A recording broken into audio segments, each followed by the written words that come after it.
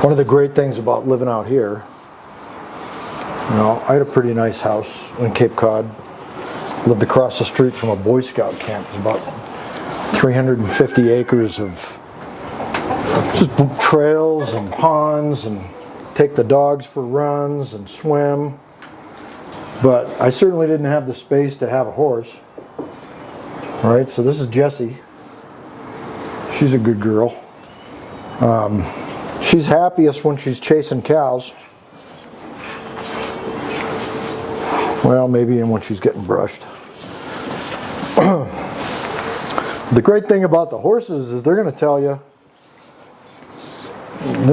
how they feel and what they think. And if they can't trust you, they're going to tell you that too. And it takes a long time to build up that trust. And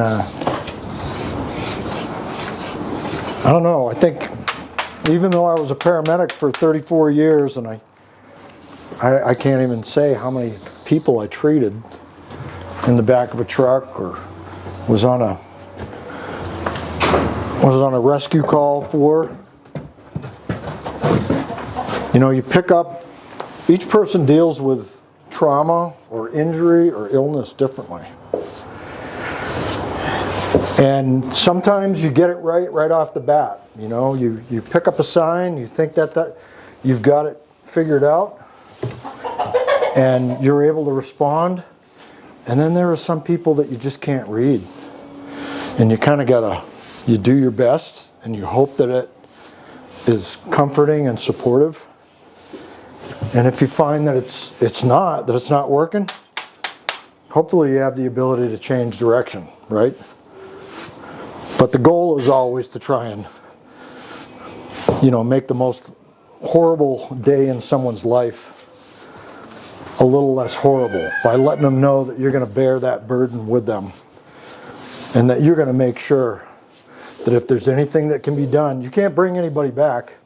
I'm not going to save their life, but if we can answer questions accurately and ultimately save somebody else's life, in an instance of a product defect or a carbon monoxide poisoning or a virus, or we identify that we have some illicit drugs in our community and we're able to focus direction in taking some preventative measures, that's a win. And the hard thing about that is that as I worked as a paramedic, we could identify pretty quickly if we're being successful or not, right? So you could see change in physiology and watch somebody get better. With this, we don't know the lives that we are saving, but they're being saved if we're identifying these hazards. Somebody talked to me recently about death certificates. My best friend, one of my best friends, I've got a few, which I'm proud of, but one of my best friends is an emergency room physician, and he started out as a paramedic. Actually, he and I went through the police academy together to start a tactical medic team where we lived.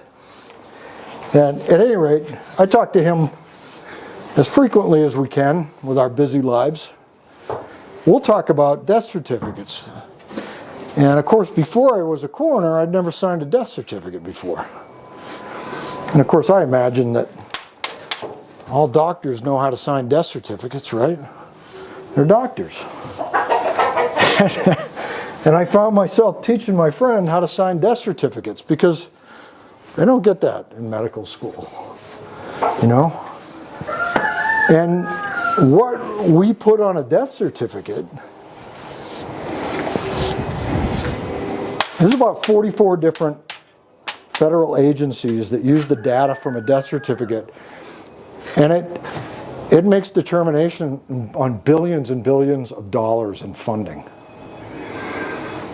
And if that data is not accurate, If somebody is not doing their due diligence and accurately identifying why somebody has died, that can affect resources, funding, preventative measures. It affects everything. So although somebody may say, oh, the coroner, yeah, they just signed death certificates, what's the big deal? Those signatures and that data affects billions and billions of dollars in federal money every single year. And I don't know, being accurate means something to me.